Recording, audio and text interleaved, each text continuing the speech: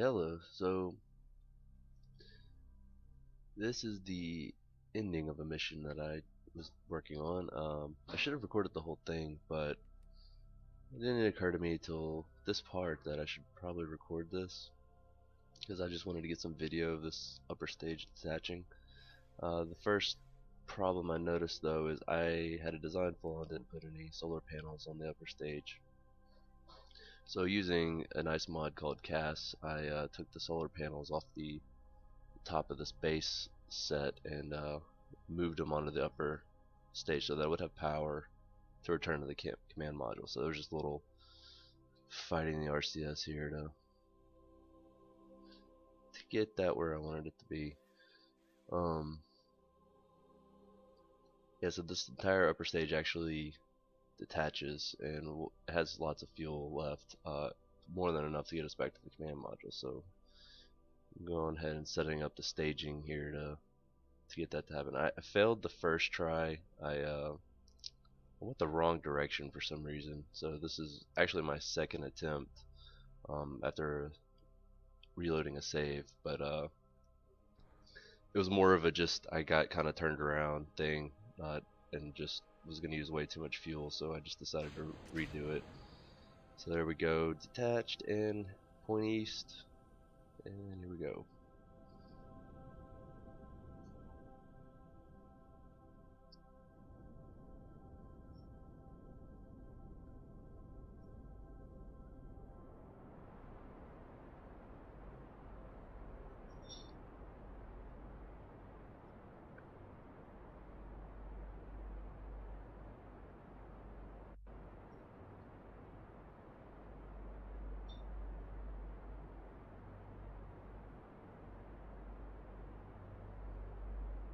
So what I'm trying to do is just, you can see the my speed above the nav ball on the bottom.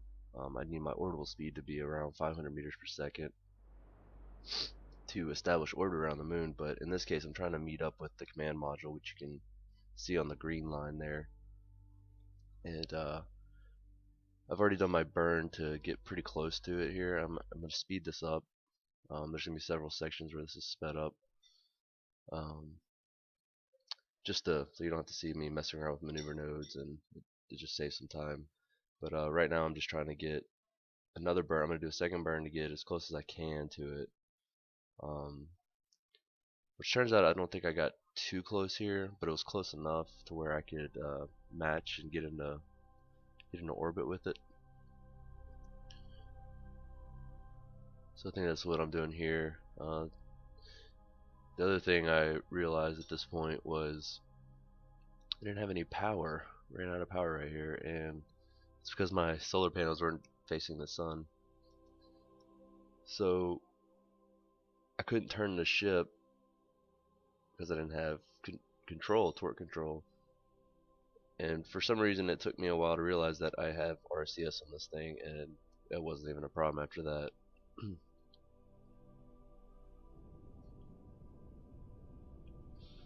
But here I was trying to like turn using the engine instead of just turning on RCS, but at some point here in a second I'm doing this post narration. There we go. And then I'll spin the ship so that the solar panels are actually in the sun.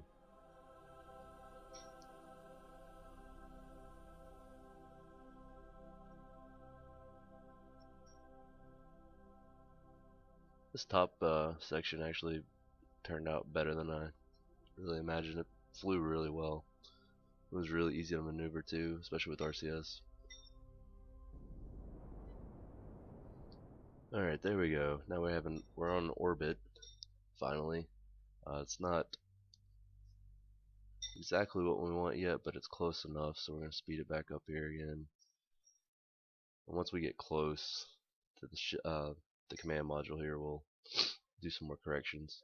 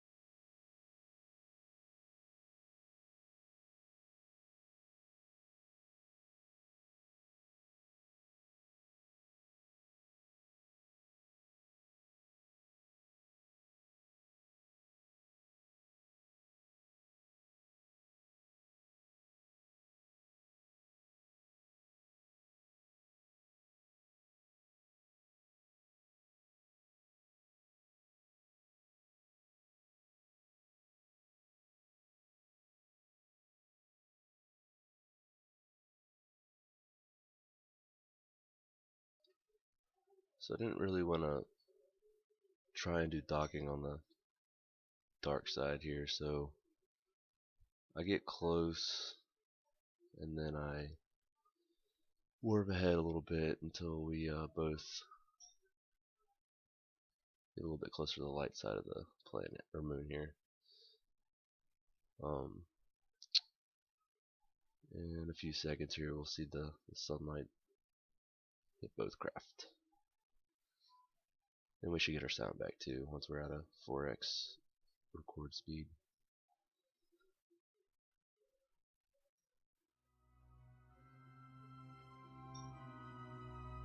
There's the light.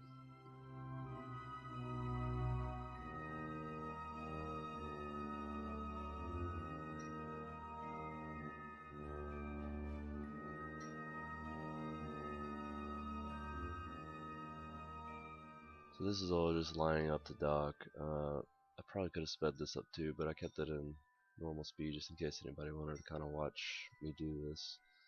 I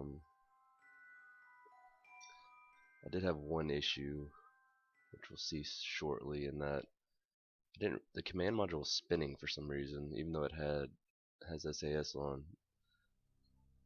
So I'm gonna have to switch to the command module once I get really close here and point it at the lander so that we can dock it.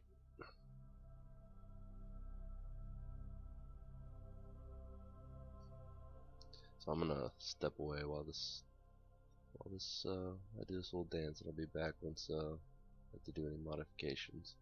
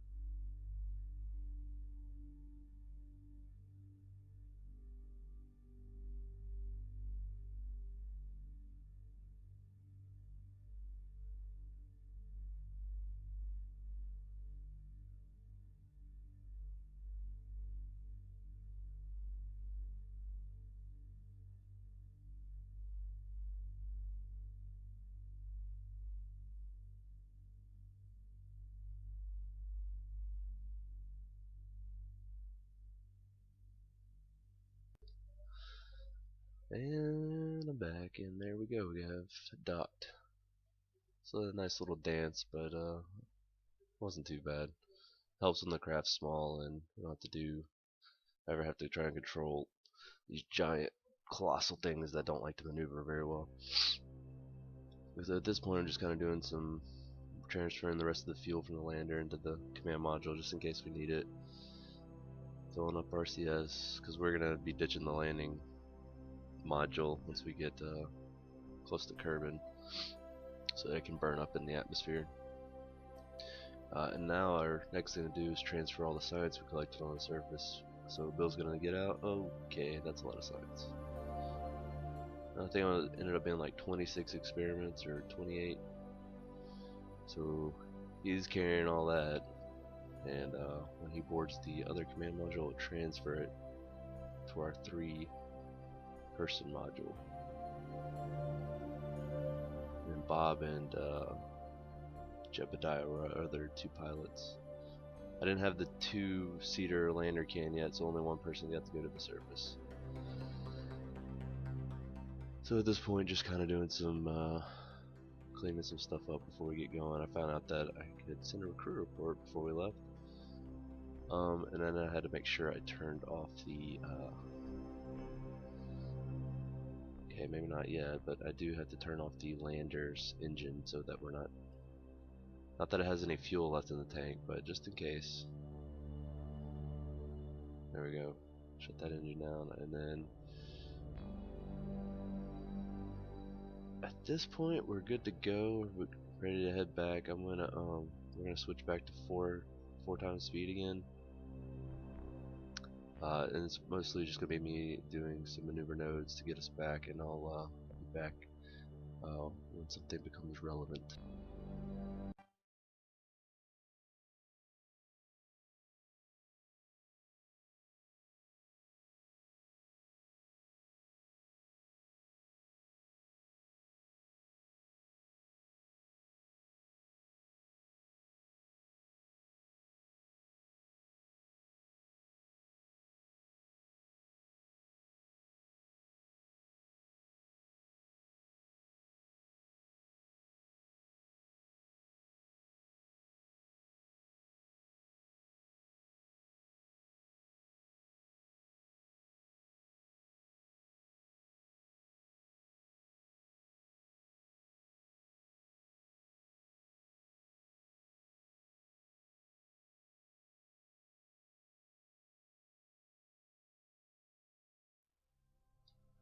Because all I did to get to this point was I just moved the maneuver node around on around the moon and messed with prograde, retrograde, and everything until I got pretty close encounter. But when I get to a certain point, I like to kind of see how my thrust is affecting this manually. So what I'm doing here is I got rid of the maneuver node, and I'm just, if you look at my throttle, it's barely on. I'm just kind of tapping it forward because I want to get down to a periapsis of below 30,000 meters,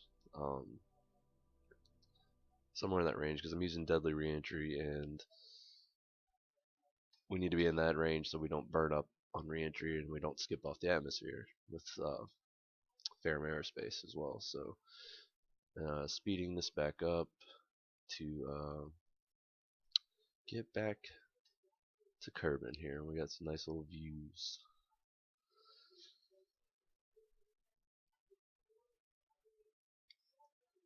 I think it's at this point that I decided to go ahead and detach the landing module. Now the landing module does have a probe on it, so my plan was to decouple it here and use RCS to separate it from the command module. Well, I'm also using remote tech 2, and I don't have a satellite network yet, and I realized after I had already decoupled it that I couldn't control anything. I couldn't even turn on the antenna on it, because it does have an antenna, and we are in line of sight of mission control, so but it won't let me turn it on when it doesn't have any control. So what I did instead was I just switched the command module and backed the command module away from it, and this allowed me to actually decrease my periapsis a little bit more too.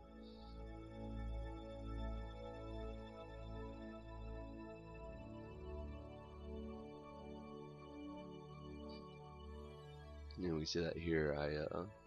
It's now at like 29 something, 28 something. Can't really tell on the screen I'm watching.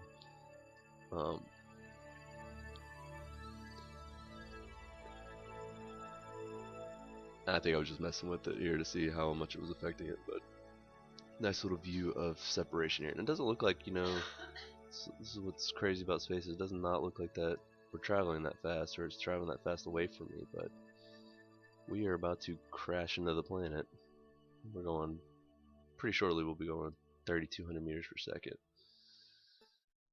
So there's just some nice views of that separation, and closing up some solar panels here for re-entry.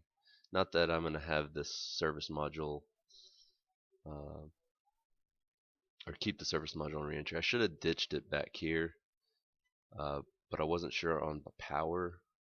I don't think the power would have really mattered, but I should have gotten rid of it sooner, because we're in the atmosphere now, and when I go to detach it here or decouple it, it gets it's so light it just gets caught on me for a second before it there we go. I'm glad it didn't break anything. Let's just say that we're okay.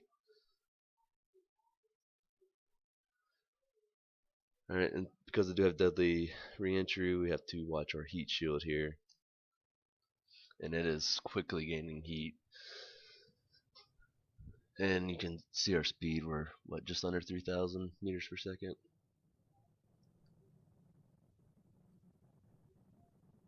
There we go, that's starting to heat up now. Some nice view of this re-entry here with the sun in the background, sunrise.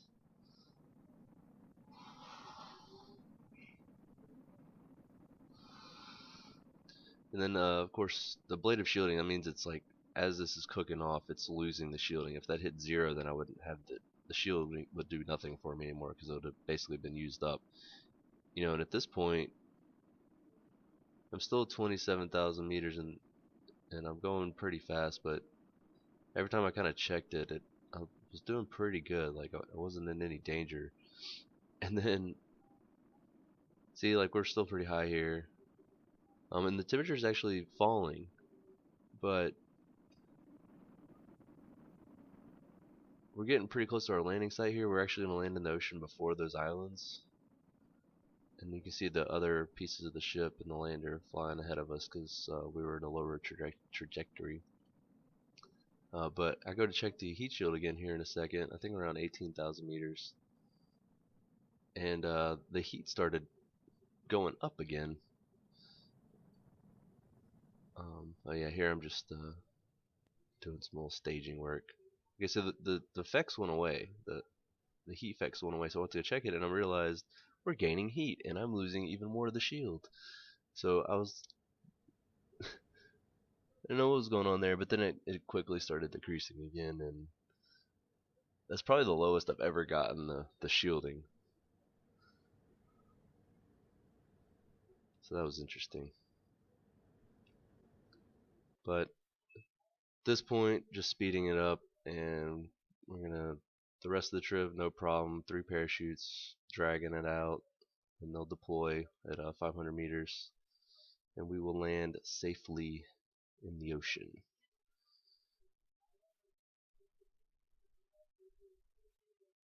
In this mission, I visited 4 biomes on the moon, and coupled with everything else, it ended up being a very lucrative mission. I think 1400 science was the end. We'll see that here in a second.